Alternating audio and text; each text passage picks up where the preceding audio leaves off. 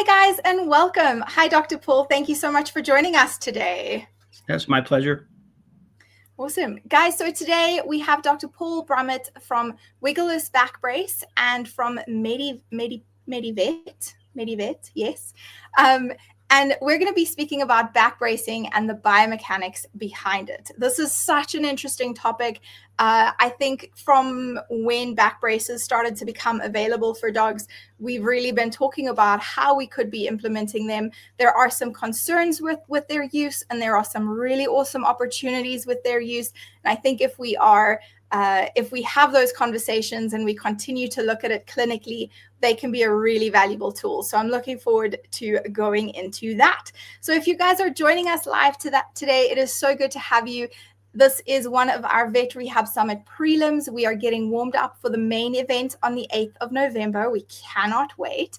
So Dr. Paul is actually one of our sponsors, or MediVet is one of our sponsors, and we're really excited to have them there. So instead of asking you today to introduce yourself, Dr. Paul, I'm going to be asking you a couple of fun questions. Are you ready? Yeah, bring it on. Awesome. If you could design a brace for any animal, real or mythical, which would it be? A dragon.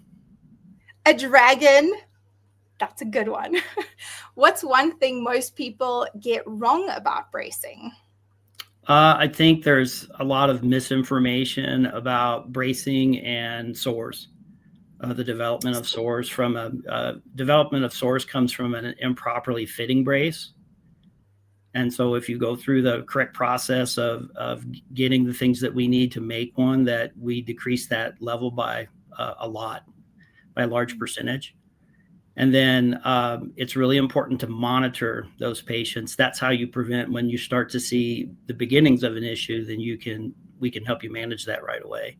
But I think there's this thought out there that all bracing causes damage to the skin, and it's not that way. We splint dogs' legs all the time, and they do great, right? Because we figured that out and we know how to do that. And I think part of the potential problem is probably just that the practitioners don't understand everything that they need to be able to manage an animal in a custom device, and we're here to help them do that so that they don't have those issues.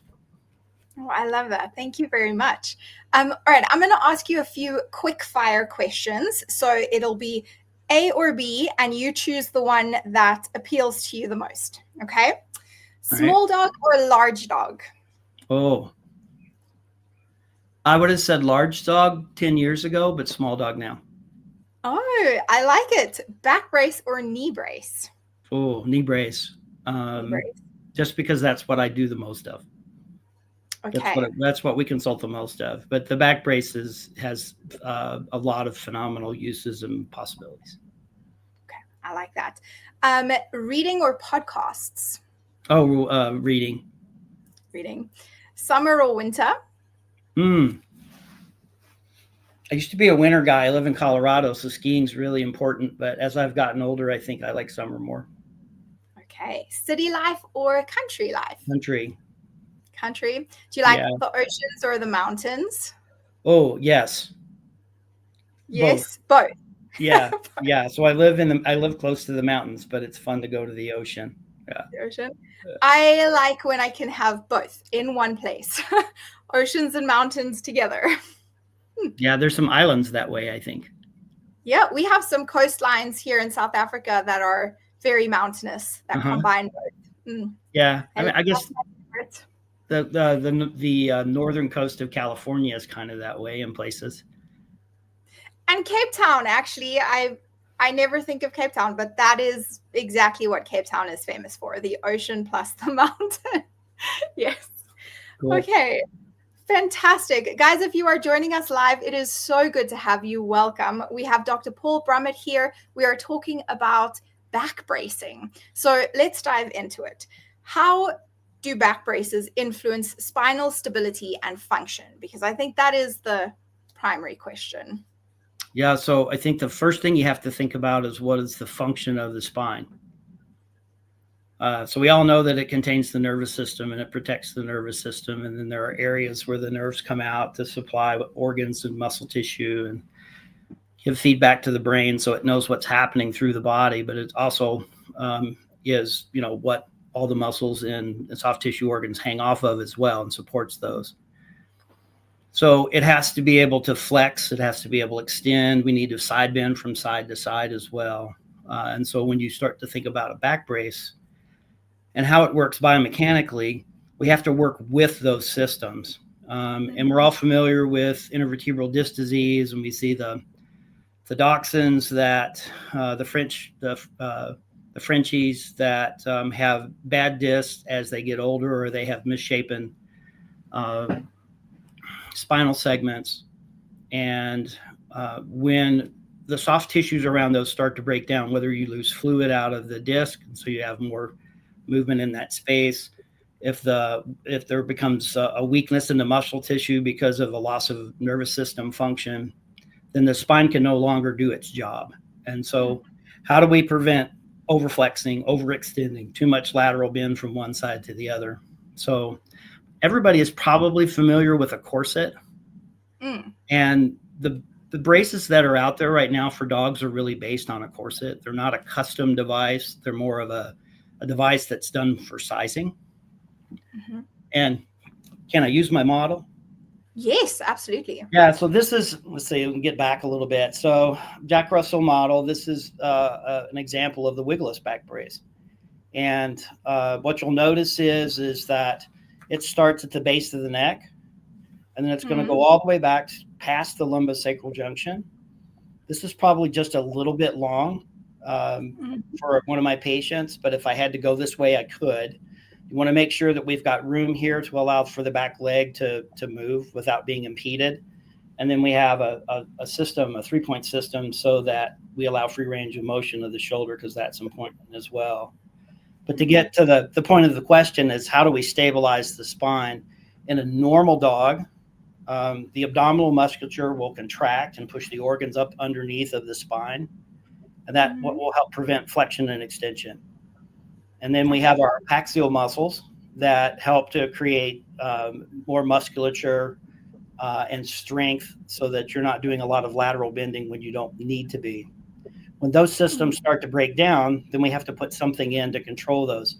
So what we'll have is, we call this lateral boning. So there's strips of thick plastic or metal that run along the sides across the rib cage. And then we have an elastic band that runs around, and it goes from one side all the way to the other. So that creates circumferential pressure. So that's acting like the abdominal musculature would. And so what you're doing is, if you imagine a balloon and you squeeze it in the middle, we're compressing everything. And then we have these lateral stays that keep everything from bending. When you cause that compression, the other thing that you do is you get distraction of the joint spaces. So all of those little disc spaces get a little extra width. Yeah, extra room.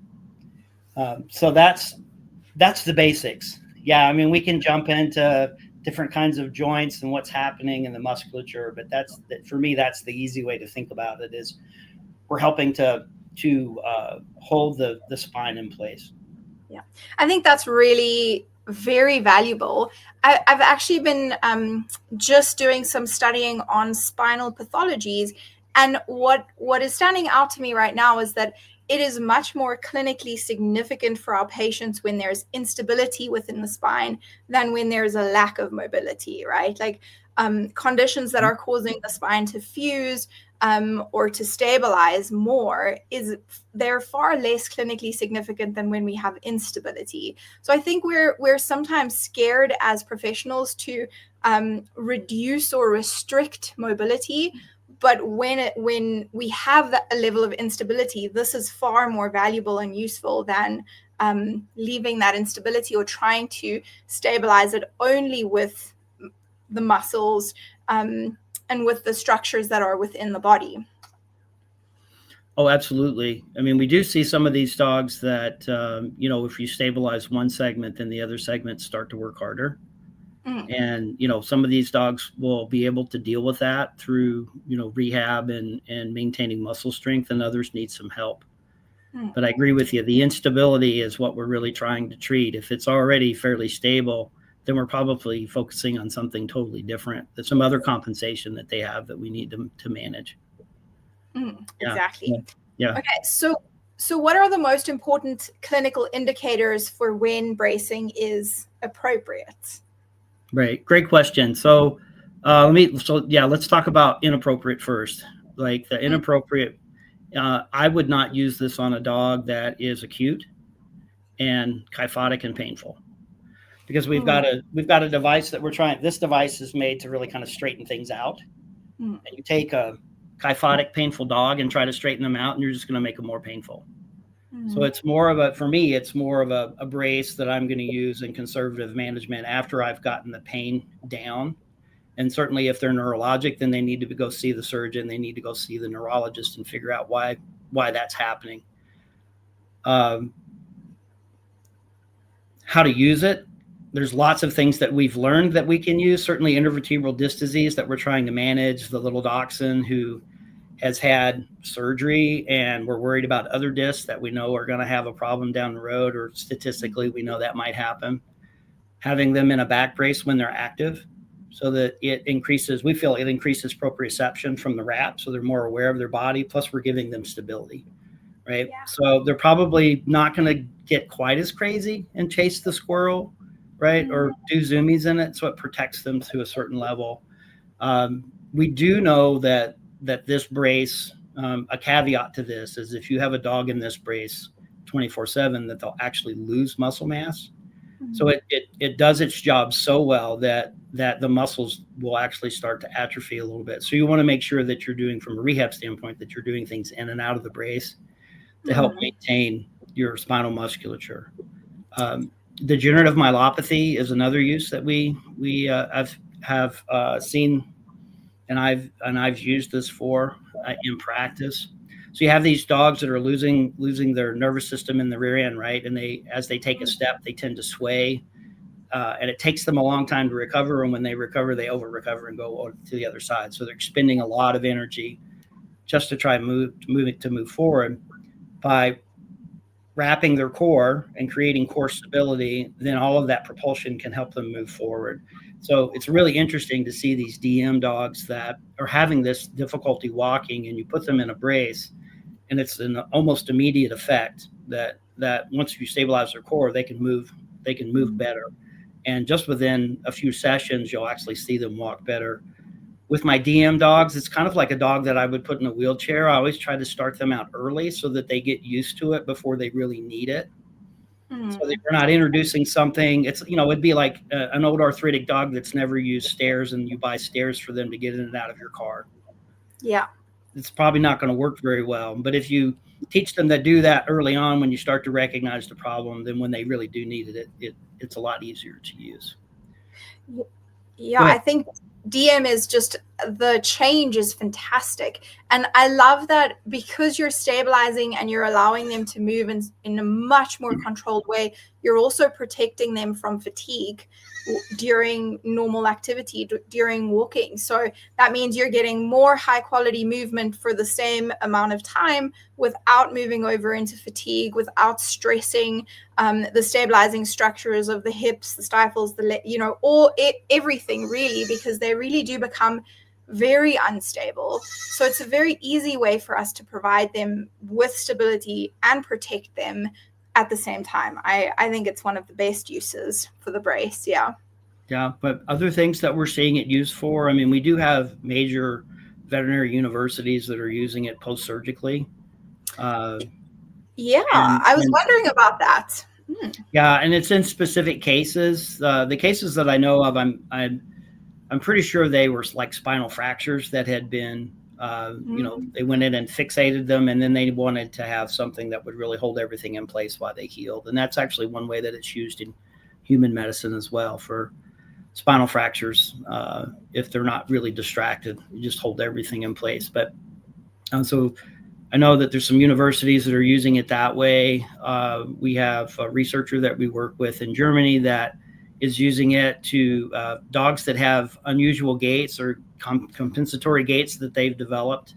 She'll put them in the brace, and the brace kind of breaks that compensation, and then she can retrain them to walk correctly.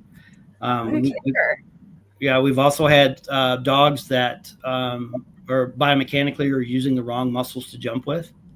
And so you stabilize their core, and then they have to use a different part of their body. And so you can train them to use their back legs correctly to help them jump.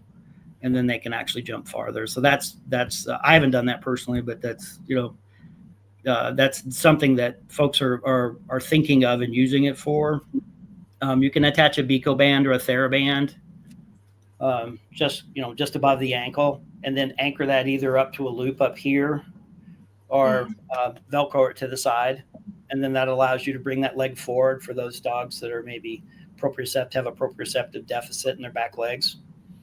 So there's a lot of things that we're just kind of teasing out what's going to really work and what's not. But, you have a product. It's like all things. You have a product and you say, oh, gosh, I think it'll do this and do that. And then 10 years later, people are sharing all the fun things that they've figured out how to do with it. Yeah, I really like that. I think it's a very interesting idea to use it to break a compensatory gait cycle in order to allow you to retrain. That's something to think about. I like it. Okay, so you mentioned earlier that the back muscles could atrophy. Let's talk a little bit about that and go deeper into that, because essentially, how are we going to balance stabilizing the spine through bracing with strengthening the spinal stabilizers? Yeah, so that's, that comes down to rehab in my mind. So you have exercises in a controlled space on a grippy surface that tax those muscles to enough of a degree that they're firing to help continue to do their job, but to not overdo it. And of course, that's the art of practice, right? Is especially as a rehabber is learning how much to push a patient, but not push them too far. And then how to manage them if you do push them too far, because it happens to all of us. It's kind of, if you're a therapist and you're practicing and you haven't pushed a dog or one of your patients, if you're a PT a little far, then you're probably not practiced enough. Just like I had a conversation the other day with a general practitioner, and she was talking about doing cat dentistry. And she says, you're not a cat dentist unless you break a root tip off once in a while and have to go back in for it, right? Yes. But we're also very conservative and careful with those patients, right? So that if we do push them a little far, we haven't pushed them so far that they're in super discomfort. But so I think it's, we can get into specific exercises I might use, but, anything that causes a little bit of imbalance that's going to cause those muscles to fire and release is what we're looking for to help maintain stability. Okay, so you're wanting to kind of use the brace during free activity at home or controlled activity at home when they're going out on potty breaks, going for walks, whatever that may look like, when the patient is freer to move in their own way. And then when you're doing your daily therapeutic exercises for that specific patient, you're mostly wanting to do it without the brace, so that you're intentionally activating the stabilizers, strengthening the spine, and then addressing the issue through strengthening whatever that specific pathology or issue is. Is that more or less right? Or are we going to bring that back brace into some therapeutic exercise instances? Like, would we use it on the treadmill, on the underwater treadmill, for example, for some cases? I don't know. Yeah. So yes, you're correct in your summation. The thing I would add to that is you don't necessarily have to take the brace all the way off. You can loosen the brace as well. So now it's still creating some proprioceptive input, but it doesn't have as much of a stability effect. So, that's knowing your patient, right? If I've got a patient who's still pretty unstable, but I want to help maintain spinal musculature, having the brace on and having it fairly snug and asking them to do things is probably still going to make those muscles fire. But I know if I loosen that up, or if I put them on a more unstable surface, I'm going to work those muscles harder. And so then I'm going to get, I'm going to get them activating instead of staying relaxed. You can, certainly at some point, and we do this with our other custom devices too, in some cases, that you graduate them out of the brace over time. So the better they get, the stronger they get, then the less they may need it. And then we may have some that need it for the rest of their lives, right? Can you use it on the underwater treadmill? Absolutely. Right. It's going to absorb the water. So when they get out of the water, you need to change it out and put them in a dry one. But if you want that core stability while they're in the underwater treadmill, you can certainly use it that way. And if you're using it, like I said, for a Beco band or a TheraBand to help draw a leg forward, to help with gait patterning or to help with proprioceptive input, then yeah, it's just once it's wet, you just have to throw it over something and let it dry and put them in something different. I think that's really awesome. Yeah, I love it. So let's talk a little bit about practitioner education, because understanding how to use a tool like this is really important. Yes. So where do we, learn more about something like a back brace, and why do we need to learn more about it? Well, I think let me answer your last question first. I mean, knowledge is power, right? I mean, if you understand why you might want to use it, whether you use it or not, or you recommend someone who uses it already to use it with your patient, once you have the knowledge, then you can use it correctly. Where do you find that knowledge? I mean, obviously in the United States, I do lectures on this. We have online resources at MediVetProducts.com and Wiggless that will kind of get you into that. We have CE events here in the United States where we talk about it. So those are probably the big things. I mean, I do not think there are some new rehab therapy manuals on the vet side that are coming out. I don't know if any of them are including back bracing yet, because it's maybe been out 10 to 15 years. So it's still relatively new. But, I always think about underwater treadmills. In the 80s, everybody was like, underwater treadmill, like, why would you put a dog in an underwater treadmill, right? And now it's like, it's like one of the big three that people have in their practice. They've got a laser, they've got an underwater treadmill, and, something else. Yeah.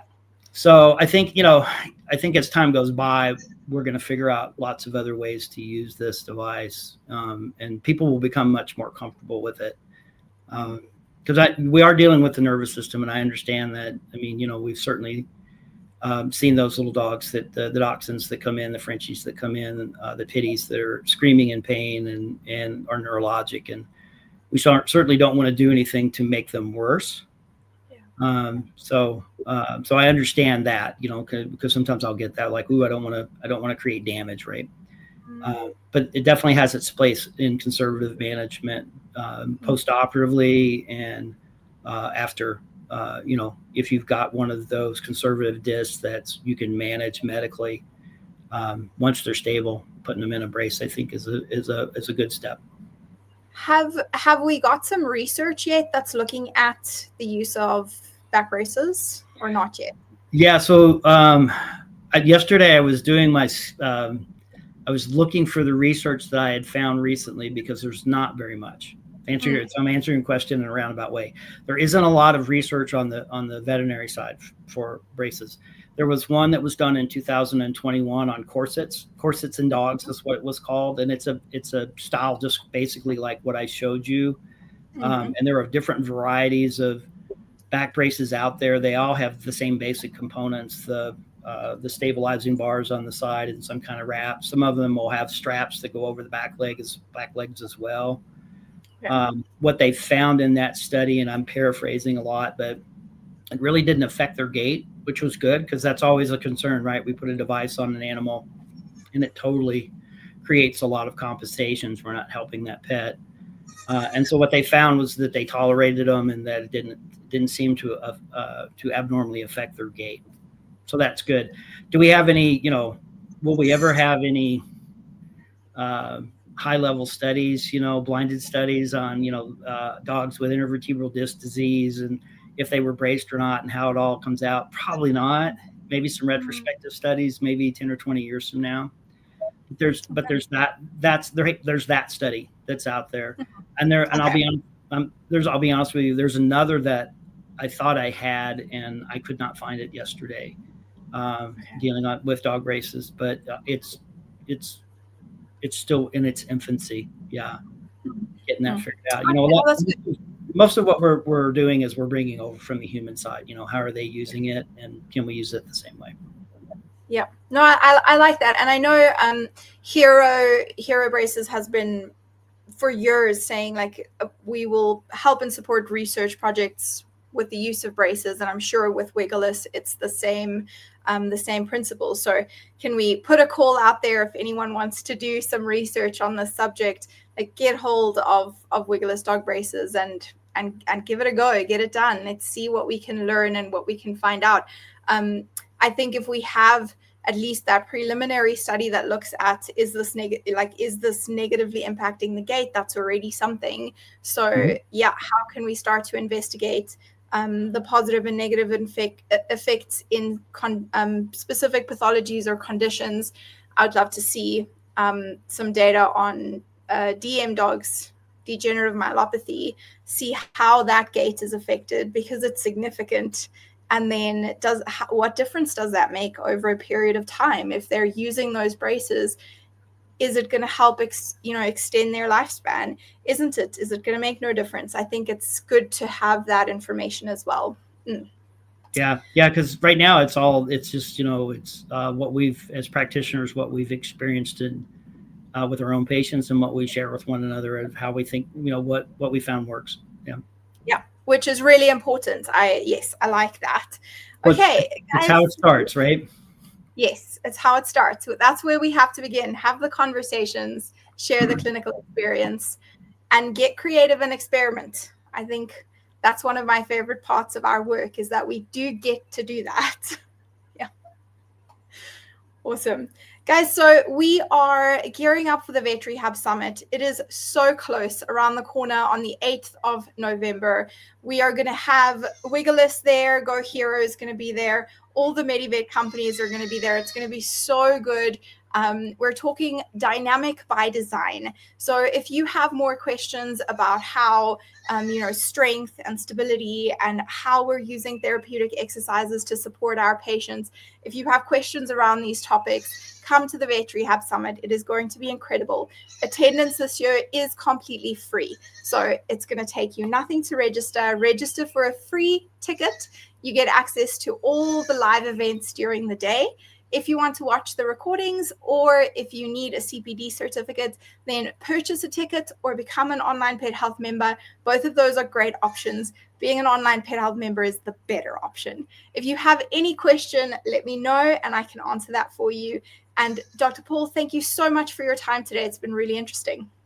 Great. Well, it's my pleasure. And certainly if anybody has any questions, they can reach out to us at wiggleless.com or at MediVetProducts.com. Thank you so much, guys. Bye.